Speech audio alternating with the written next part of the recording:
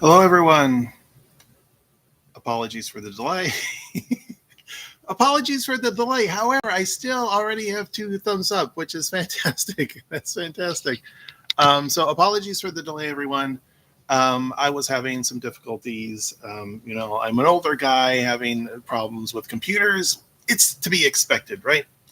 Okay, so today what we're going to do is we're going to talk a little bit about the interview process. And so the interview process, and I want to talk. I never, as a recruiter, I never gave an interview. I never gave a case interview. I never gave I've never done a case interview. Thank goodness. I've never had needed to do that. However, I was sitting inside of the debriefs afterwards for on interview days for thousands and thousands of candidates, and so I have a really good idea of not just what happens in the case interviews, but also very, very common mistakes that are made during the course of the interviews. And common mistakes meaning mistakes that you may not think are going to be, hey, you know what, they messed up on the case. They didn't come up with the right solution and stuff like that. But instead, things that had to do very much with just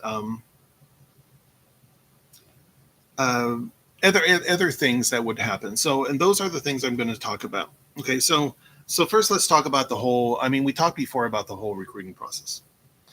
The whole recruiting process for those of you who are still in school, the way it works is that they have drop deadlines, resume deadlines, and quite often people think, hey, you know what they're going to do is they're going to have the deadline happen. I'm going to submit early. I'm going to submit early, and they're going to look at my application and say, this guy's so great, we're going to interview him, we're going to make him an offer before we even look at anyone else. And that's not the case. Instead, what happens is they wait. So you submit a month early, they wait. They wait, and they wait until they start collecting more and more people. Now, why do they do this? Sorry, just fixing my hair. I didn't realize I looked like a psychopath. But why do they do this? Because they love to compare people to each other. Because someone who looks really good suddenly doesn't look that good when there's someone who's even better that comes up next to them. And then even better, and even better, and even better. And then all of a sudden you find yourself kind of sinking down within the group of applicants. And so the reason why they do this is because, and so keep this in mind when you're applying. You don't just have to be good. You have to be better than the other people applying. Okay. So that is important to remember. And that's what happens in the application process. Now, why would this not happen also in the interview process? It does also happen in the interview process. I would bring in one candidate because we'd have schedules set up a year in advance. We had a first round interview schedule, and then the following couple of weeks later, we'd have decision round interviews scheduled. It's really hard to get partners to like settle on a date. And so I would bring in one candidate. I'd interview like 8 people. I'd have one candidate who was really good. I'd bring them in for one interview. My recruiting partners said, stop doing that, Bruce, because if you're going to bring people in, bring in at least 4 at a time. And why did he want us to do that? Was because we were going to compare the candidates to each other, right? And because one candidate can look spectacular by themselves, whereas when you start looking at other candidates at the same time, this person doesn't look that great, and actually this person looks pretty good, or they could all be like pretty terrible together or great together, whatever. So this is what's happening. This is why they're doing this. And one of the things you have to keep in mind is that it's not like you just have to reach a bar. Hey, I'm good, therefore I get a job. It doesn't work that way. It has to be, I have to be better than everyone else. So you have to, of that group of people, you have to rise above them. And that is what's really important. So that's what you should keep in mind. Now, I want to talk about the interview day, and we're going to talk about the decision round interview day in particular, because that's the most important day. That's when people get offers. And so what we would usually do is we wait till the end of the day. I mean, usually people kind of have an idea of who they're really rooting for. But once again, it may switch based upon who they interview last. A lot of times people try to come in with a very fresh, like I want to be one of the first interviews. But at the same time, when you interview that way, is it really like 8 people later? Do they really remember you as well as the last person? At the same time, the last person, your energy is just depleted. And so you're just kind of going through the motions. It's just like, I want this day to be over with. In between, they're trying to, they're going to have small breaks in between. These are the interviewers, and they're trying to get work done in between. So are they really paying attention to me? Is their mind really focused on what I'm doing? So whether or not getting an early interview is a great idea, whether or not getting a late interview is a great idea, who really knows? But I would say they both have their benefits, and they also both have their negatives. So what would happen is at the end of the day, we would wait until all interviews are done. Then we would, at BCG, we would go into a room, and I would already have all the numbers written on the board. And when I say numbers, I mean I have a listing of where you went to undergrad, what your GPA was in undergrad, what your test scores were in undergrad, SAT, ACT, GRE, whatever I have, GMAT scores, anything like that. And then also we would normally have 2 interviewers. And so we have everyone listed on the board.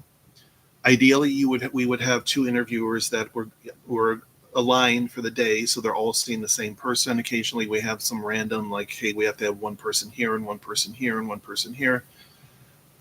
Swap in and swap out because the partners had a meeting at that time, which kind of goes a little bit against that comparing people to each other, because some people only interview one person.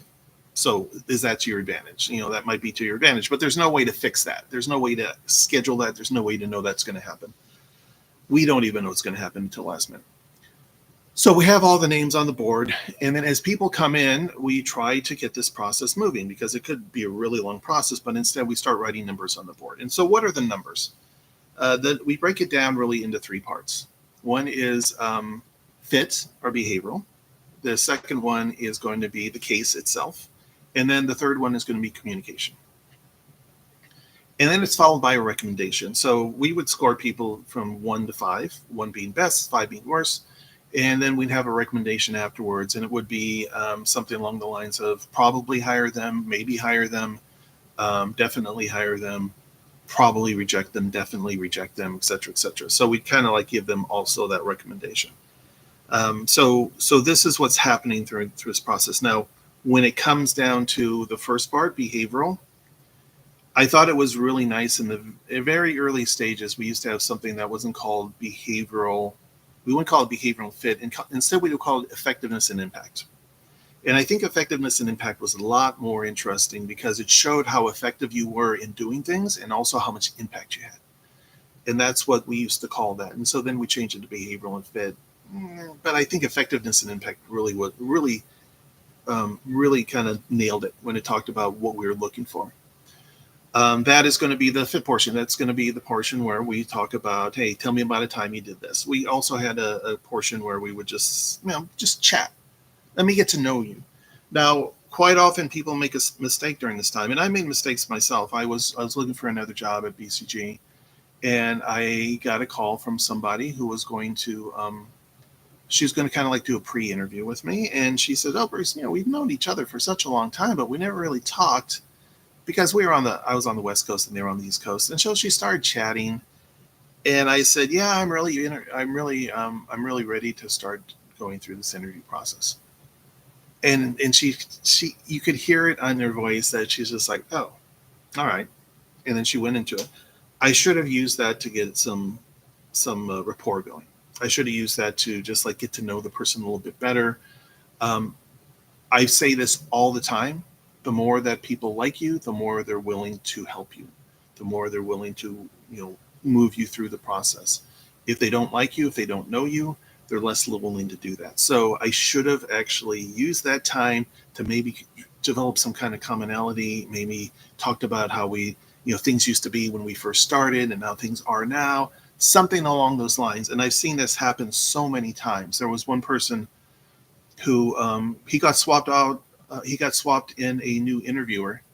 And to his great luck, this interviewer went to Hamburg University. And the interviewer looked at the resume and says, like, Hamburg University, I went to Hamburg University. And he was so excited. And then when they finally got together, he said, hey, I went to Hamburg University too. And the guy and the candidate's response was, yes. And the reason why I want to become a consultant is this, this, and this. And he totally blew any kind of connection they could have had. They could have talked about Hamburg University for the next 15 minutes and avoided those crazy fit interview questions. But instead, they just jumped right into it. destroyed that opportunity. And you want to not do that. You want to, if you have an opportunity, if you have an opening, take it. Take it wherever the conversation goes. Try to develop some kind of rapport, because, like I said, people will help you more when they like you. Okay. Whereas consultants have this amazing ability to also, if they don't like you, they'll turn something that's positive into a negative. And I used this yesterday as an example.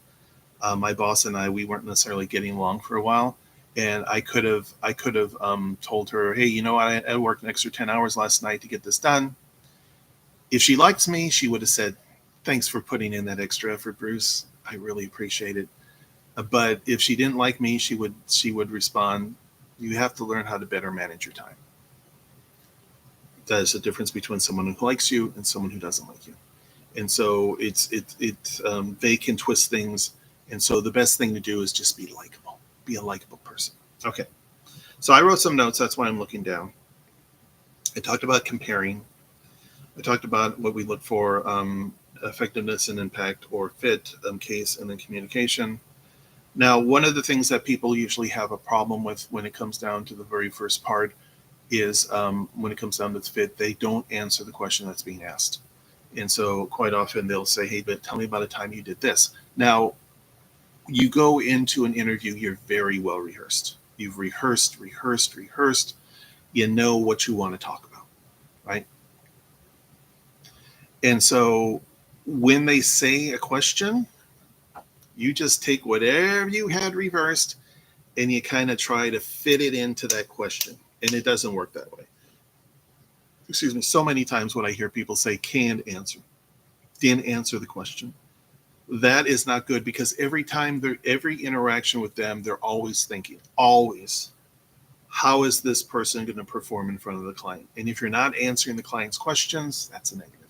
So you want to be the person who's doing those things, answering questions that are asked. So no canned answers.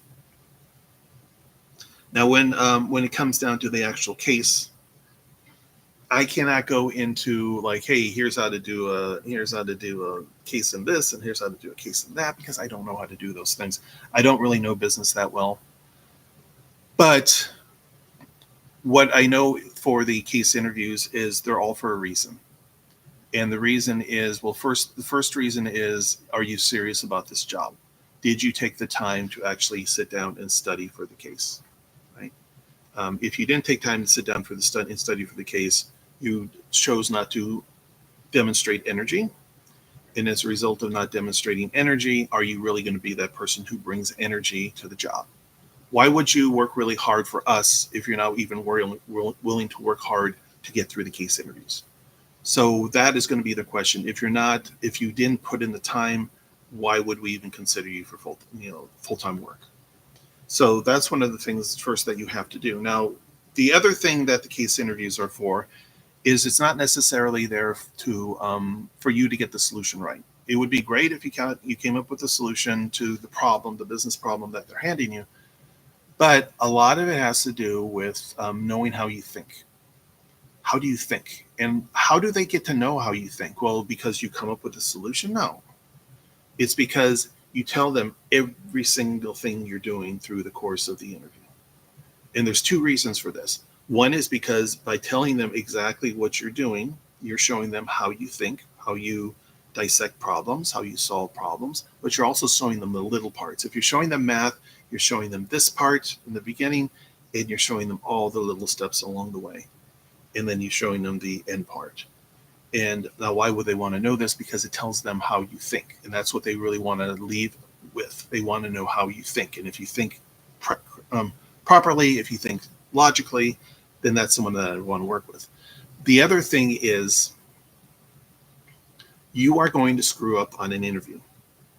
No doubt about it. Absolutely, positively, because most people do. Probably like 99.9% of people screw up on interviews. The only way that I can help you, if I'm an interviewer, the only way I can help you is if I know exactly what you're doing. So if you're showing me your math and you're showing me like this part, this part, this part, this part, this part, this part, this part, this part, and this part, and you mess up, excuse me, I can say, are you sure about this part? And that's a hint, that's an indication that that part is wrong. And for you to relook at it, consider it, and say like, okay, I get it. And so then you rework it, and then you come up with the right solution. If you went from here to here, and there's no in between, and this is wrong, then they're going to just say it's wrong. Or they're going to say, are you sure about that? And you're not going to have any clue as to where along this whole process that you messed up. So you have to be transparent, because that's going to make things easier for you. Quite often people miss hints and miss cues, and that's a big problem in consulting, where they'll say something like, if they say something like, it's probably not going to be as like abrasive as you're wrong, but instead it's going to be something along the lines of like, are you sure about that? Are you sure about that number? And I'm going to give you an example, and this is going to kind of like be a double example. I went into a partner's office and I said, hey, how'd your interviews go? Right? And he said, she did really well. And I'm like, that's great, because she did really well in the interview. And so other interviews. So it's like we have an offer, PhD candidate, we're going to give them an offer. And they said, no, I cannot give her an offer. And I said, what's wrong? You just said she was great. And he says, I cannot give an offer to anyone who thinks that, okay, so let's go back a little bit. I asked her to calculate the gross domestic product of a country. And she came back with $374 trillion. And I'm thinking, because I don't know anything about anything, I'm like, yeah. And he says, I cannot give anyone an offer who thinks that any GDP of any country is $327 trillion. Now, at a certain point, he had asked her, she did that, and he asked her, are you sure about that? And she looked down at her numbers and she said, yeah. And so it was just kind of, he gave her an opportunity. He gave her an out. But she was either she was so clueless, or she was thinking that he was testing her, like, steadfastness, or just like her determination, that she was, it was a test, not necessarily that for the number, but it was like a test for, are you confident, right? She shouldn't have been confident. She should have known better. Now that leads me to, and I'm looking down at my notes because I wrote these before the interview. Before this. Quite often, a lot of people don't do sanity checks. And this person should have done a sanity check. Now, she was a PhD student. She obviously spent all of her time looking into a microscope, or looking into data, or looking into whatever. She never took the time to actually step outside, listen to a little bit of news, read the front page of a newspaper or anything like that, to understand that that is an absolutely positively outrageous number. And that's what she should have done. She should have brought a little bit of outside information into the world. It's okay to do that. It's okay to bring that in. I would say you should introduce that this is coming from the outside, as opposed to just like plucking it out of nowhere. If someone says, hey, everyone in the United States needs one of these, you could say, well, I just recently read an article, and the population in the United States is 320 million people. So I would say 320 million people times blah, blah, blah equals this. They love stuff like that, because you're able to bring information from the outside world. Or if you're calculating and always having the sanity check running is also helpful in other areas, because you could, we all know the cost of a Toyota Camry. It runs like $30,000, $35,000 or something like that. And if you're calculating the cost of a car similar to a Toyota Camry and it comes out to $50,000, don't think, what? How do they make money? That's crazy. It must be, they make money some way, but that's just crazy. No, you should be thinking to yourself, my number's probably wrong. My decimal point's probably wrong. People get so scared of the math, and it's a legitimate concern, because it's math that you haven't used for a while. Your math is going to be fractions and percentages, and just like things that just haven't, we've become very lazy with. It's very common to take $1 million solution and turn it into $1 billion solution just because you haven't carried the decimal point the right way. But you will have someone there, and they will ask you these questions. They'll say, are you sure about that? And that is their hint to say, take a look again at that. Now, I told somebody once about this. And quite often, in the world of anything, people have a tendency to overcorrect. Right? They have a tendency to overcorrect. And I told this guy that, if they question you, it's probably for a reason. And so he went in for an interview, and the partner the partner was just kind of like listening to him. And he says, "Oh, that's an interesting thing that you're doing there." Maybe he didn't say necessarily, "Are you sure about that?" But he just said, "Oh, that's interesting." And the guy just kind of like panicked, and he changed the way he was doing things because of the person's comment. And the partner, who was just kind of like, at least he was paying attention, but he just wasn't like, he was kind of like mean, or I wouldn't say mean, but he said something like, "Oh, well, what about this?" And then he saw this candidate's whole idea just shift. And then the partner was like, "Or it could be this," and then the guy just shifted, and or it could be this, and the guy just shifted. And so afterwards, the partner's just saying like, "Man, this guy just had absolutely no confidence at all." And so I felt bad because I know specifically I had a conversation with him before the interview, the candidate, and I was just like, "Oh man, did I do this to him?" But then I thought I felt okay because it's guy should have had a little bit of confidence. We also have some people who just like they think they figured it out, and they will be doing their math or something, and they'll just look up at the person's face. Like the expression is going to be like, if they see the person, they're like, "What?"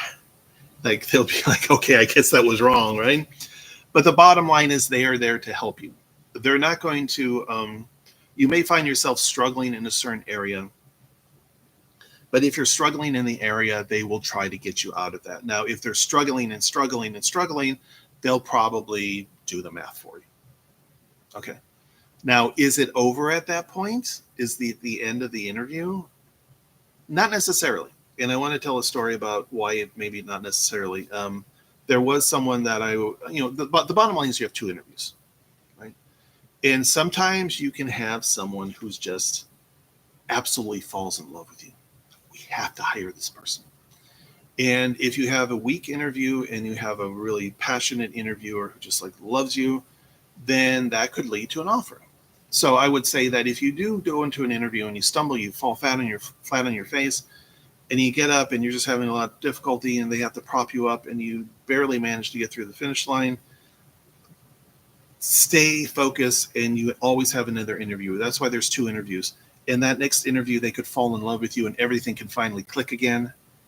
And all of a sudden, when you get into that interview room, if you have someone who's really passionate, like this person's fantastic, this person would really, really be a great fit for a place like BCG, it could make the difference of you getting an offer, despite the fact that you failed miserably in the first interview.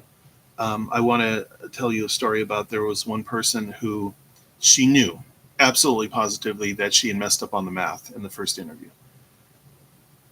She's pretty clever about it, because when they came to the final portion, the guy said, or the woman said, "Okay," the partner, she said, "Okay, so how would you present this to the client?" And the candidate says, "Well, after screwing up on your math, we decided that what we should do this, and this." So at least she acknowledged the fact that she messed up on the math, right? But at that point, it was still a concern: can she do math? And so what we did was we waited for the other interviewer to show up. And the other interviewer, we asked him, what did he think? And he said, "She did great in her math. Fine, no problem." And I liked her the whole other part of it through. So we felt confident at that point to move her forward. Of course, we also looked at double checked on her test scores and all this other stuff, what she was majoring in, things like that. But one of the things that you have to do is, that you're going to screw up. Just go in thinking that you're going to screw up. A lot of it has to do with how you recover. How well do you recover? Do you just like fall flat on your face and then just like roll up in a corner and start crying, or do you just kind of like dust yourself off, tell a little joke, and continue on? Right? That's what they're looking for. They're looking for that person. And why are they looking for that person? Because they're always thinking, like I said, what if this happens in front of a client? Because if it happens in front of the client and you just roll up into a ball and go into the corner and start crying, that's really bad. But if you can just handle yourself coolly, dust yourself off, laugh, and then continue on, then it's just like, it's a good thing. It's actually a positive. I wouldn't mess up intentionally, but it actually ends up being a positive for you to have that ability to just recover. Okay, so I'm going to look a little bit at my notes further. Now, quite often, a lot of people, they mistaken being professional for being boring. Because you come in professional and then you're just like, you answer the questions being asked. They're looking for people who have a lot of energy, who are engaged, you don't want to go in on a flight with somebody who just sits there waiting to answer questions from you. Instead, you want someone who's a little bit more mature and like has an interest in things and has and can talk about things, build on conversations. And so that's what they're really looking for. And I had someone that I helped. I knew her since she was a freshman. I brought her in all the way through. I was fortunate to find out that she was just as qualified as I hoped that she was.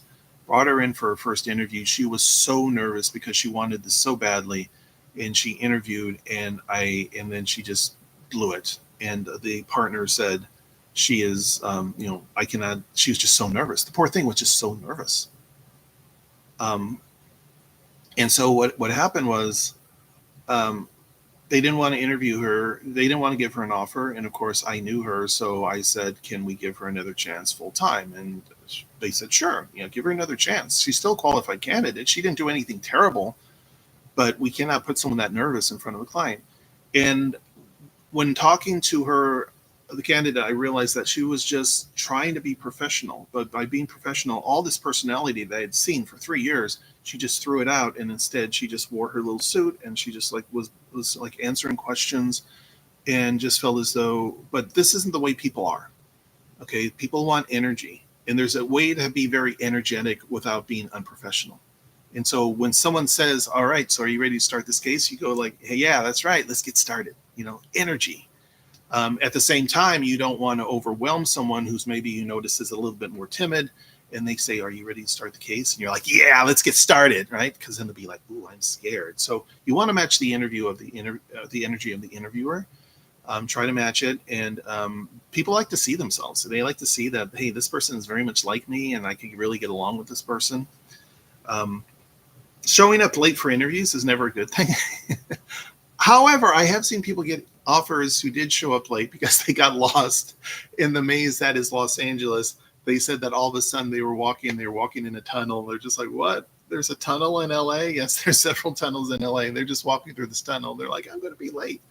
We gave them an interview anyway, an offer anyway. So it is possible to recover. I wouldn't advise that you be late intentionally, but don't think that anything is absolutely over just because you made a little bit of a mistake. We used to dread hiring people from the university down the road, UCLA, because they just didn't understand. They looked on Google Maps. I can be there in 20 minutes. It's like, yeah, add traffic equals an hour. And they would all carpool and show up late. And someone even made the comment, typical UCLA person. It's like, no, they're not typical UCLA person. They just have to learn to give a little bit more time. What's the problem with showing up a little bit late? Who cares? I'll show up a little bit early. I mean, a little bit early. I'll show up early. I'll just sit there. We have a place for you to sit. Now that's in the case of an actual live interview. Of course, the same thing goes for if you're doing virtual interviews as well. Don't be late. Be on time. Be respectful. Now, as far as we would have some people who would. There's always a concern for folks who are younger, that they're going to look young. Because do you really want to have someone that young making really heavy duty decisions for the company? Sometimes it has to do with the way you dress. There was this one person, and I know we almost didn't give him an offer because he looked like he was 13. But it was just a matter that he came in very casual. He had a button-down shirt, but it was kind of like open for a couple of notches or a couple of buttons. Just looked really young. I've never seen anyone being accused of being overdressed. I've only heard about people being kind of like questioned because they were underdressed. You realize that this is an interview. This is where you kind of like are showing like your maximum professionalism, maximum cleanliness, maximum everything, right? So be sure to keep that in mind when you're presenting yourself. This is the ultimate. Don't come in with long hair and like you haven't shaved for a week, right? Yes, it takes me a week to get this. Okay. Okay, so I'm going to go, let me see. I'm going to go a little bit over because I started late. So, because I want to give you guys the whole full 45 minutes. I'm going to just talk about two more things. And one is just don't be full of yourself. If you are a person who is just kind of like, they don't like it. They think very highly of themselves. And they, like I said, they're always thinking of the client. There was one person who left the interview and they heard him say, nailed it. It's like, no, you don't do that. You don't do that because you didn't nail it. And do we really want you? You kind of like you're going to rub the people along the wrong way. Quite often, it's really strange. Quite often at BCG, they would say, oh, this guy's like a bro, meaning like he's like on the football team and he's this person and that person. And I don't know why they would look at that as a negative, because the person who was getting the job was still very smart. But there's something about them that they didn't like, that party person atmosphere. At the same time, they go out and they get drunk, they go out and they drink, but they just didn't like that. And so I wouldn't say hold back on that, but I would say that there's probably is a part of being a bro that's kind of like maybe a little obnoxious, maybe a little bit full of yourself. And so you want to hold back on that. Now, keep in mind that we all have weirdness about us, and just don't be weird for 45 minutes. If you can manage that, congratulations. Maybe you'll get a job at one of these firms. And the last thing you need is, anyway, so I won't include the last one. So let's look at some of the questions that we have. Let me see. Okay. First one, okay, that's not it. Okay. Sorry, I just joined the call. Is the final decision usually made based on just the final set of interviews? I was rejected from my Bain final round, and I found that a quarter of the final round got an offer. Given that they have different interviewers each day, does this mean that the selection candidates is selected usually for one or two out of the four final people? I'm applying for the London office. So they still will be looking. I mean, at BCG, we're still looking at the whole package, right? I mean, usually if you got to that level of a decision on interview, you're pretty good academically, you're pretty good with the test scores, you're pretty good with the experiences, all that stuff. And so you're right, they're leaning heavily on your performance. It's not a matter of just being good. And I said this in the very beginning. It's you're not just trying to be good, you're trying to be better than everyone else in the room. Because they do have a target. Okay, so they have a target. They may be thinking, hey, you know what? We have 8 decision round interviews days left. You're right. We feel very confident that we could probably get 1 or 2 people out of each day. And so we're okay just picking a couple people this day. Now, what they may do is they may have someone who's kind of like, yeah, they're pretty good. They're not fantastic, but they're pretty good. And they may carry that person on to the next day, because sometimes they will put you on a wait list. Now, they handle wait lists really poorly. I've heard people of getting on Bain we don't know if they got on Bain wait list, but they just said that they were never called back. And I have a feeling that they were probably put on a wait list. And then they wanted to compare them to the people that were coming through the next week. Now, if you were rejected, which is great because then you actually know what happened, it's about right to say a fourth of the final round got offers. Usually when it comes down to it, they interviewed probably like the 20 people to get down to 4 people, and then 1 person out of that 20, or maybe 2 people out of the 20. So usually like 10% of a group like that. So I would say that is about right.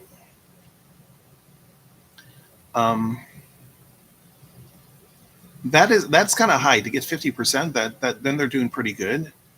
But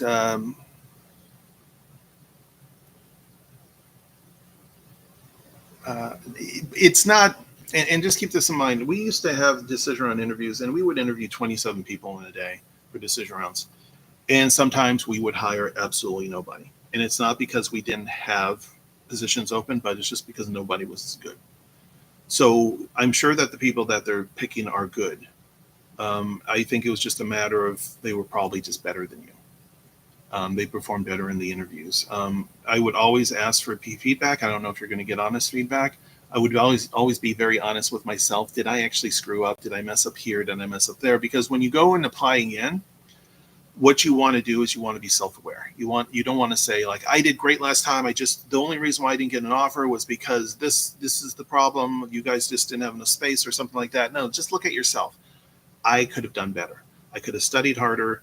I tried my best, but now I'm going to really push it to the limit. And I trust me, when you interview me again, it's going to be a different performance entirely. And any connection that you've made, I'm sure that there was probably someone that you really bonded with. Be sure to get that message in. Be sure to get that message in with a recruiter so that they know that this time it's going to be a different story and that you're not going to be a wasted interview. Because the last thing they want to bring in is somebody who is going to perform exactly the same as last time. What's the point? What's the point, right? Hello, Bruce. I graduated college in 2024, and I've been working for a year now. I finished the final interview with BCG last week. Yay, but didn't get an offer. They suck. Okay, what would you suggest I do? I think that you should ask for feedback. Try to get it, and just tell me. You don't have to tell me about the behavioral part. You don't have to tell me about the communication part. Just tell me how the case went. Just tell me about the case, because I used to be able to read line by line what happened in the case. We wouldn't want to talk about communication because that could be kind of like, I guess we could get sued if we talked about that, or we didn't talk about the first part. And so I would say ask for feedback. Continue to keep these relationships that you've made warm. Um, you don't just want to be the person who shows up when you need something, right? You want to show them that you have general interest, very, very genuine interest in becoming a BCG, right? And so, and also be honest with yourself. What was it that, if they're not going to give you feedback, what was it? What was the reason for you not getting the interview? I know that communication skills are extremely important. Were you not able, despite the fact that you had the greatest idea in the world, were you just not able to communicate it properly? What was it? Right. So this is what you're trying to do. You're of course going to trying to figure it out. I wouldn't bother the interviewers. The interviewers are just going to force you to talk to the recruiters, although you can always try that. As far as you applying, you probably, I mean, knowing BCG, that you probably went to a good school. You probably have really good test scores. You probably have really good GPA. Do I have to accomplish something more in my current jobs by then? Will be 2 years into the job. It's investment related, not consulting. No, I would say you don't necessarily have to switch career paths to be more desirable. But I would say when at your current job, what you should always do is not just look at what your job is to do, but instead think about it from a consultant's perspective, right? Consultants don't come into a workplace and say, hey, you're doing investing and now I'm going to do investment with you, right? They don't do that. Instead, what they do is they hop into the world of your job and they look around and they say, how can this be more efficient? Why is it that when you order this, it takes 3 days to get it to you when it could take one? Why is it that you guys are wasting all this money here? Why is it that you're doing this, right? So they look more at the operations and how can this be better? And so maybe there's something that you can do there where you can look at some things that are happening within the company and say, how can I make this better? How can I save the company money? And then you can report that on your resume as far as like, this is what I accomplished. I reduced costs by 50, or I increased efficiency 30% by doing this, this, and this, right? So I think that maybe that's what you can focus on at your current job. But I think that you can do more consultant-like things at your current job. Do you know if the firms like Bain still check undergraduate GP for experienced higher roles? It depends on how close you are. If you're further away, it doesn't really matter that much. And so I would say once you get like 3, 4, 5 years ago, your GPA starts mattering less and less, and your work experience starts mattering more because now you're 3 years away, probably been promoted once within your current job. So I wouldn't necessarily worry about that. Now, if you have a PhD, it's less relevant, and MBA with first class honors. I would say the reason why GPA is important is because it's 4 years of your life where they can say this person's worked hard, right? And so, but if it's that far away and now you have the PhD and now you have the MBA, I mean, now you're talking about you're adding on more like 9 more years of life. It shouldn't really matter that much. I would say that you probably have to look at what else are you doing to get noticed. Are you just blindly submitting and it's not working? But you know what? I'm just going to blindly submit again, and I'm going to blindly submit again. Then maybe we should do something else. Maybe we should do something else this time. Maybe we should try to contact someone within the office. Maybe we should look at a resume. Maybe it's not as impactful as it could be. Maybe it's not scoring well. And maybe my timing's off, because for a lot of people, timing has a lot to do when you're applying. You don't want to apply if we all applied now to Bain in one of its 65 offices that it says that there's positions open everywhere, majority of us are going to get rejected. And that's just because they don't have any open positions. They're lying when they say they have positions open. So maybe there's just a matter of I have to be more smart when I submit my applications. Yes, blindly. Don't blindly. Yeah, don't blindly submit your application. Submit your application smartly. Get to know someone within the firm. Get to know when positions open, either the recruiter. Make sure you check with that office before you submit, because otherwise, I would say per experience hires, 90% of the people I rejected, it was because their timing was off, and I would just like. No, rejection. I didn't care how qualified you were. If we have no position open, you're going to get rejected. So there's some smart ways that you can go about that. I think I did mess up in one of my 3 final interviews, and it was pointed out during my feedback that was due to that one specific interview, that differential needs. Yeah, so that could be the thing. Someone probably scored well in all 3. So, you always have to deal with those people, those overachievers. So what I would say is, what's nice is that if you did well in 2 of them and you did poorly in the 3rd one, that shows that you were close. You were close, right? And that you're self-aware, and I'm going to let them know it's not going to be a repeat performance. I'm going to do better this time.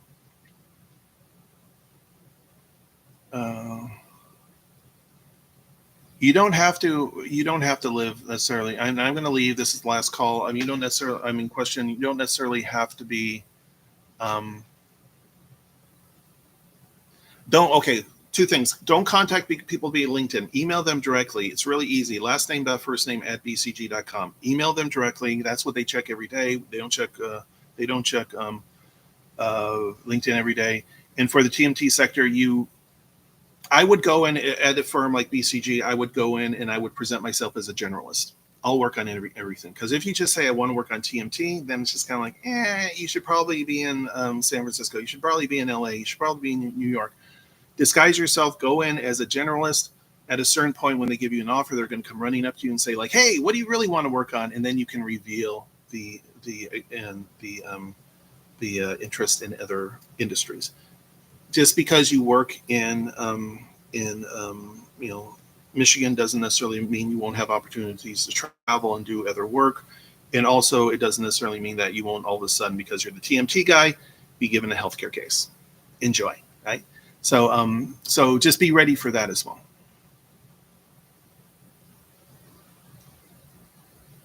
Recruiters are actually very powerful people. I would say email the recruiters. I just go with both of them. People, consultants, and also recruiters, because recruiters do have a lot to say. They are the ones that see your application when it comes through. So if they see your name and they say that name sounds really familiar, that is going to help you quite a bit. And if they see your names and say, oh, that's the guy who's really interested and he said that he was going to do things differently, then that will make a big difference. So recruiters and also consultants. Okay, everyone, that's it. Thank you so much. Apologies again for being late. That was entirely my fault, and look forward to seeing you in the next stream. Okay, take care, everyone. Bye-bye.